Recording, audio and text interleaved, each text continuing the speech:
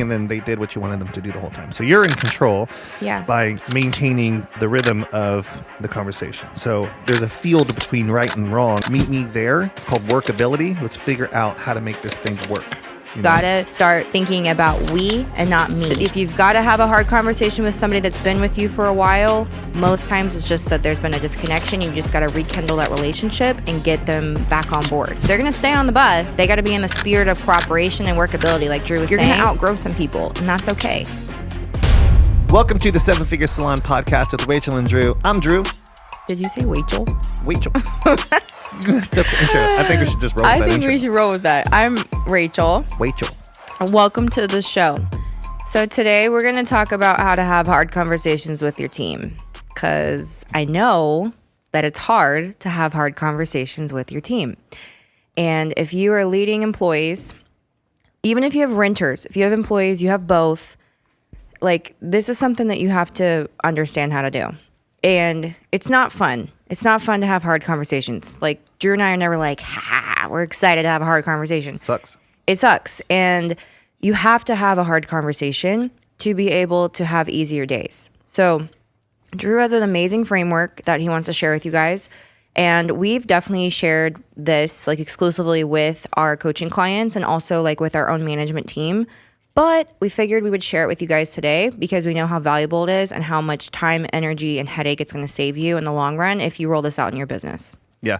So there's one of my superpowers is talking to people. Good at it. Enjoy it. I'm curious about people. And that is ultimately where you want to come from when having a difficult conversation. You you can't be up in your head. You have to be over there with them. You have to be with that person. And if you can really listen, and that is everything about communication. So when you communicate, you got to think about your speech, the fluctuations of your voice, your body language, your face, like how you're interacting with the person, your posture, like all of this is how humans communicate. It's not just the words we say, it's how and what we say as well. So ultimately, you want to come to the table with resolve. So part one of this 6 E's, and this isn't something that I made up. This is something that I've come to, I was beneficial enough to come across in my nerding out on talking to people. So there's 2 parts. Part 1, 6 E's, it's going to be establishing tone based on seriousness, or basically is the conversation serious or is it not serious? So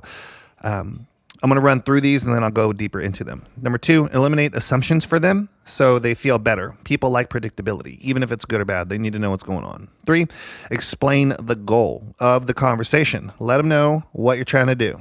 People don't do this. Explain the problem origin. This is number 4. So number 4 is explain the problem origin.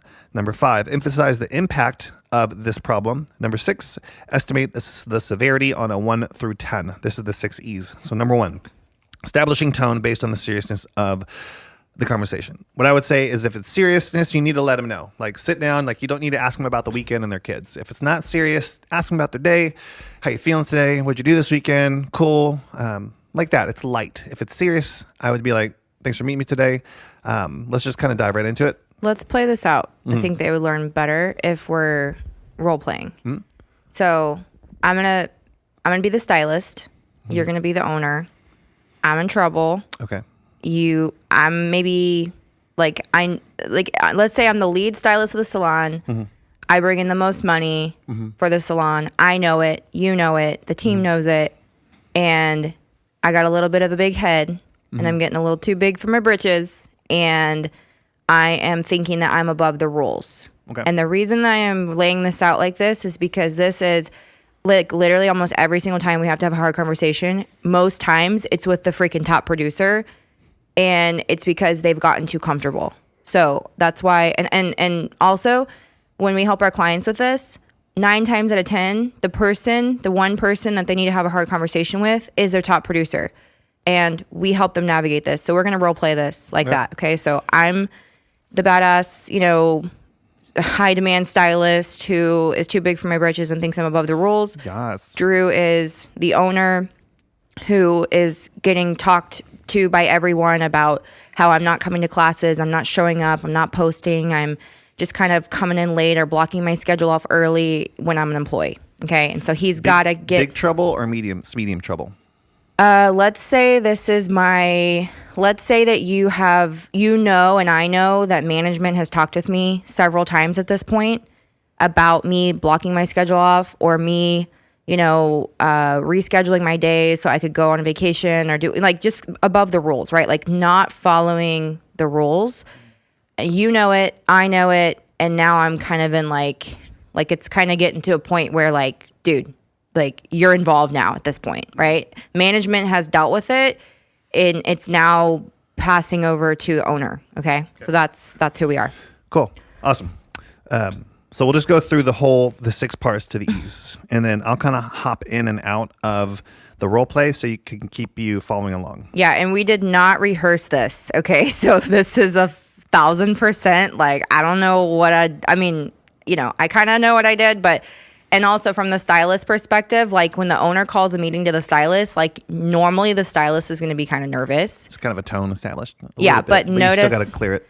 So up. he's going to demo, rapport building. So if I wasn't in that much trouble, he'll demo that. And then he'll demo like, I'm in big fucking trouble. So I'm going to hit this just so we're on the same page. On a 1 through 10, this is going to be like a 6. Mm-hmm. Okay. Not a firing, but this needs to get fixed. Otherwise it's going to get more serious. Mm-hmm. Right. Cool. I just sat down. Hey. Hey, Rach. Thanks for meeting with me today. Yeah. Just want to kind of dive right in a little bit. I know we got a little bit of time. Maybe got like 20 minutes or so. So let's just hop in. Okay. So you're not in big trouble or anything like that, but we do have an issue we have an issue that we want to kind of resolve before it gets bigger. So I'll let you know that not in big trouble, but it's something we need to fix, or it could escalate to that. Okay. The goal is just to get everyone on the same page. That way you can hit your goals, we can help you hit your goals, and the company can thrive, and you can thrive in your world as well. Okay. The problem is you're not flushing the toilet. That is not true. Get out of here. Can you cut that out? I always do that. I am the cleanest person in our home. Thank you. Oh my gosh. All right. Rude. Keep going. You need to bathe. Oh my God, stop. I shower twice a day. It's making everyone uncomfortable. I hate you. So you ruined this whole thing. No, this is good. You ruined it. The problem You're fired. The problem is can't fire me. Problem is so the problem is you're not showing up to the meetings. You're not following process and procedures, and the other girls are noticing, and I'm not able to help them. They want to grow up to be you. So I need you to hold down the systems that we have in place at the company. Kind of makes sense. Yeah, I feel like, I've come to a lot of education, and I've obviously, like I'm kind of like the lead stylist, and I'm working really hard, and I'm doing all of my clients, and I'm doing a good job, and I just feel like a lot of the education that is there, that I probably know most of whatever is being taught. So it didn't seem like a big deal to me to miss the classes, because I've attended a lot of classes over the last few years. Yeah. And that kind of underlies the problem. It's if you're only thinking about yourself, then the team is only going to think about yourself. And if every person on the team is only thinking about themselves, we don't have a team. So we can't get to the goals without setting the precedent. Like the managers also have heard this stuff before, but a lot of times you don't need to be taught. We need to be reminded. And no one has perfect memory. So these trainings are important. In the last 10 trainings, you've been at one of them.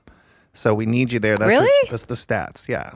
Yeah. Oh. So, and the other girls are not showing up because you're not there and you're the top performer, which you rightfully should be. You've worked really hard, but we need to keep the precedent set. That way we can all continue to grow. A lot of companies will kind of hit, and a lot of people will not hit their goals because they'll kind of start cruising and they'll stop doing what the thing that they got to get them there. So what got you here was all of the training and all the hard work and all the time you did put in. That's why you're doing so well. The impact is we want the girls to be able to rise and thrive like you. So we need you to show up. Be an example, basically. Yeah. Okay. Because they want you to be. They want to know what you're doing, and you can actually contribute in these groups more so than they're probably there to learn. We want you there to really contribute and show them and teach them. And the more you contribute, the more value you create for humans. The byproduct that is your income and your opportunities will go up. So like on a 1 through 10, this is like a 6. It's not an 8 or a 9, but if we don't address it or fix it, it could escalate to that. And I don't want that. Got it. Well, thank you for bringing this to my attention. I definitely, like you're saying that you want me to contribute. And I think instead of the classes being taught by, the same person each time, like it might be cool to involve some of us in teaching the classes. And I think that would, like, just so that it's like there's more variety of classes. Is that something that's possible? I love that. What we can do moving forward is when we have the meetings, what if we were to pull you into these meetings and these outlines to get your input on what we can do? That way we can roll out some of your ideas inside of this group. I would love that. That's Awesome. cool. Yeah, I think the girls would really like that. Cool. Awesome. So what we'll do is we'll have a meeting next week, insert day and time, and we'll lay that out, and then we'll just do that moving forward. Cool? Yeah, sounds good. Thank you. Thanks for the opportunity. Done. Guys, I can't tell you how many times meetings flip from being uncomfortable and weird to then the person that you're meeting with, like, thanking you and excited about what you're trying to involve them in. If you're good at talking to people. If you're good at talking to people, and if you can flip whatever the issue is into opportunity, if the person's open to it. So how we just played this out, this is me being open and submitting to what he's saying and wanting to and being collaborative, right? I'm open. Now, it could have gone a different way. And if it went a different way, obviously there's a different result. The result is not positive and happy. Yeah. So part 2, I just kind of ran through part 1, part 2 there. Part 2 is, when I say the estimate of the severity on a 1 through 10, it's like a 6. Then part 2 is, I'd love to know your thoughts on everything I just told you. She kind of just went into her thoughts, which is cool. Are they defensive or are they coachable? Like, are they a part of the team or are they being jerks? She was being a part of the team, so that was cool. If they are defensive, then that's where the conversation turns. So there was a brief moment of defense, which was me feeling like I had to explain myself and explain that I didn't really feel like I needed to be at the classes, or as an explanation as to why I wasn't there, right? But then he came in with the benefits as to why it's important that I am there, and that the benefit of the classes, which is obviously what helped me get to where I am. And he even, then I asked a question about collaboration and getting involved, and then that's how it spun out into being more of a positive turnout. Had I, let's say I said the same exact sentence that, I've been to all these classes and this, that, and the other, and he came in like this, and not like he came in with the hammer instead of trying to look in the rearview mirror, show the benefit as to why those classes were great for me and why they were beneficial for me to be where I am today. That got me to kind of settle down and then be in more of a collaborative spirit, where had he responded differently, I could have continued the defense and it could have escalated and gotten worse. And who knows what it could have ended up where, like, I end up quitting or something at the end of the conversation. Like, you just happens don't. a lot. Yeah. Or they leave, and it's weird. That's the period of the conversation where things either improve or they decline. So be aware of that, you guys. When you're having these conversations, there's always that moment where you either lose control or you maintain control of the situation. And that, to me, that was the moment where, it went one way or the other.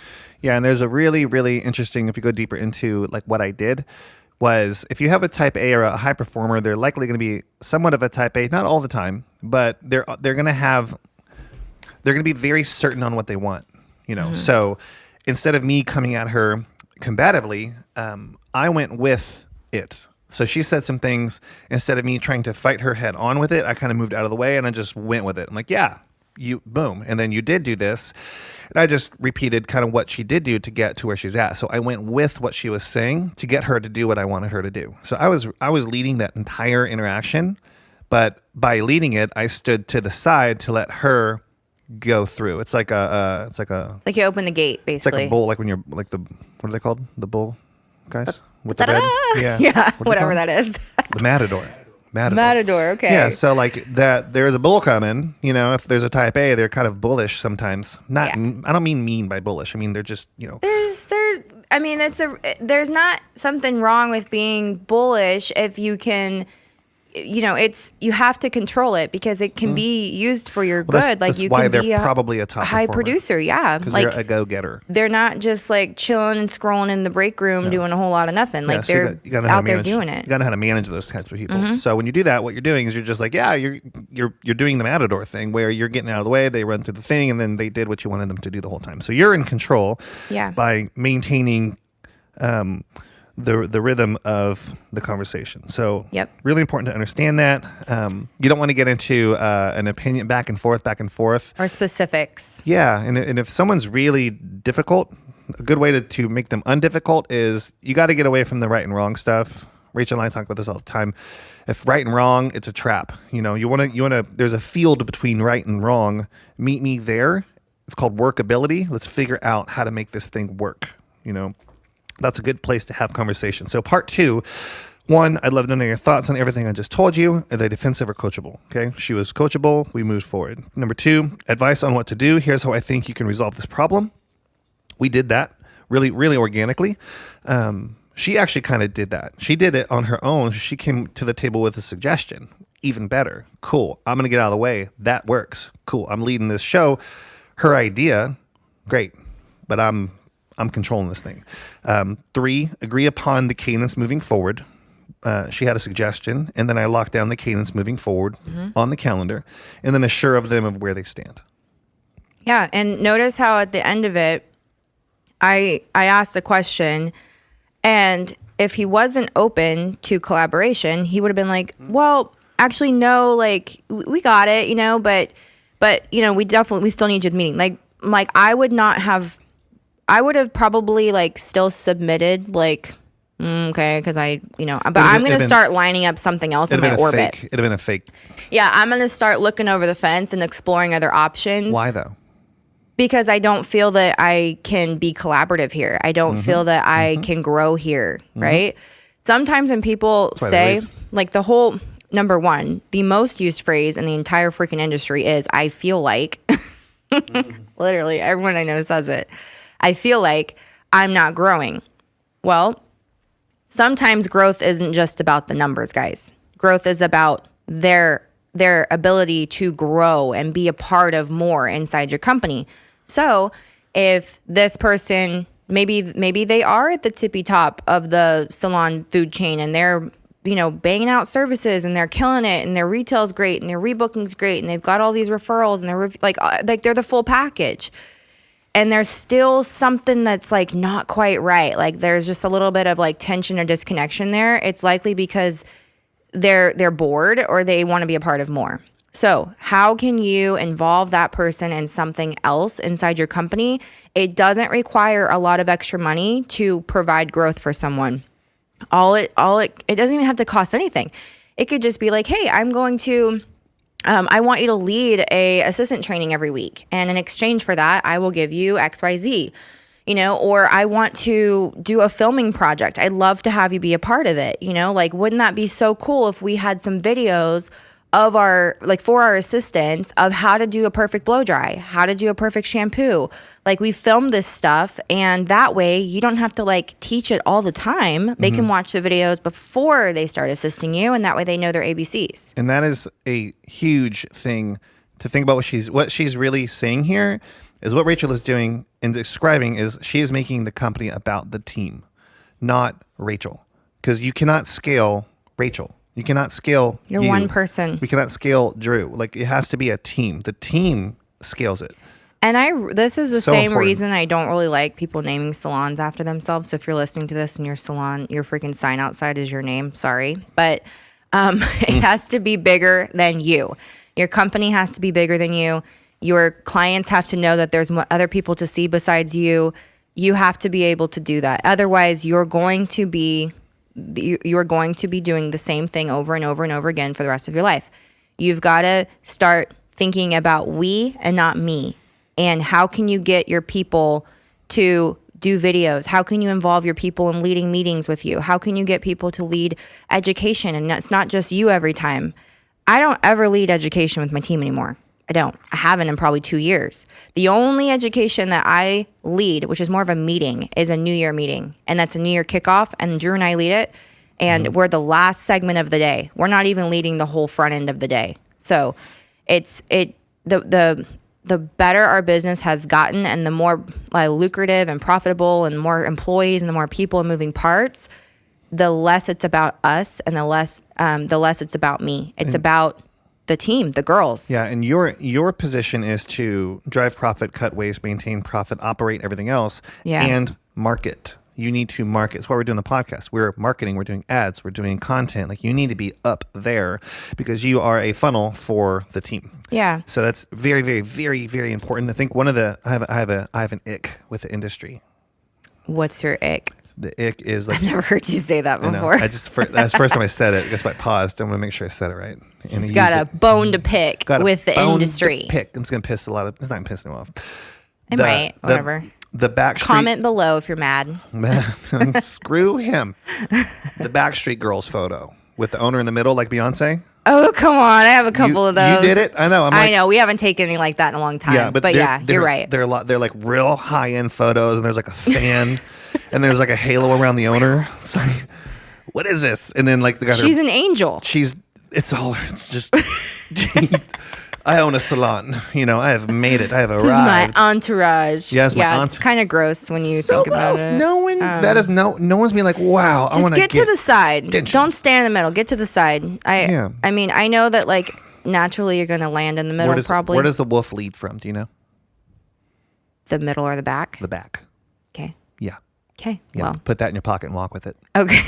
Mm-hmm. I can't fit anything in my pocket. My jeans are too tight today. I can't either. I wear tight pants. If I put earbuds in my pocket, looks like I have a little baseball in there or something like that. Well, yeah, like when most times the hard conversations that you need to have, it's usually just there's misunderstanding, there's a breakdown in communication. There's either a lack of communication or a miscommunication, really. That's most of the time what it is. And or it's been a long time since this particular person has been refreshed on like what your expectations are. That's really all it is. There's not usually, it's very rare where you've got someone that's like got their arms crossed and they're just like I'm not doing anything. I'm not following the rules. I'm here to cause trouble. Like, you don't usually have people like that in your business.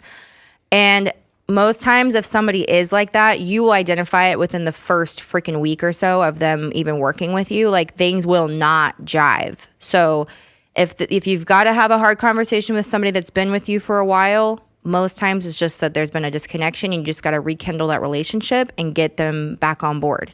So no matter what, you guys got to keep driving your bus, whether this person wants to get off the bus or this person wants to stay on the bus. But if they're going to stay on the bus, they got to be in the spirit of cooperation and workability, like Drew was saying. And they've got to, we got to figure out, how do we get them excited again? How can we help them be a part of more? But don't sit here and drag people along on your bus that don't want to go. So the next stop is here. Like, you want to get off. But otherwise, everybody else, let's stay on the bus if you want to be here, and we're going to keep driving to success. And just know it's okay if some people have to exit the bus. If it's time for them to get off the bus, it's fine. It doesn't mean that that's their stop. Yeah, it doesn't mean that like they were in your business for a season or several seasons, or maybe you have some people on your bus that are your ride or dies, like Chrissy. Like, Chrissy's been with us since the freaking beginning, before we even opened. Mm-hmm. And you know your team best. You know which ones are your ride or dies, and don't just be trying to hire for ride or dies, by the way. Like, don't hold out. Like, if you've got a really talented person, they're a great person, and they can work with you for several years, and you can achieve your goals, they can achieve their goals, there's nothing wrong with that. But don't like hold people against their will on your bus. If you're growing, you're going to outgrow some people, and that's okay. So anyway, we'll leave you guys with that, but we'll put in the description below, we'll put this framework so you can copy it. I would recommend having this on a little sticky note on your computer or on your desktop, and just have that there and like run through that every time you have to have a hard conversation. Just run through that framework, and I promise you it's going to bring a lot of peace, and it's going to bring a lot more intention behind what you're going to talk about, and you're not going to find yourself in a long conversation that's just going to go round and round. You're actually going to land the plane. You're actually going to get to the point. So anyways, we'll leave that there for you guys. And as always, we hope you guys have a great week, a great rest of your day, and we'll see you on the next episode.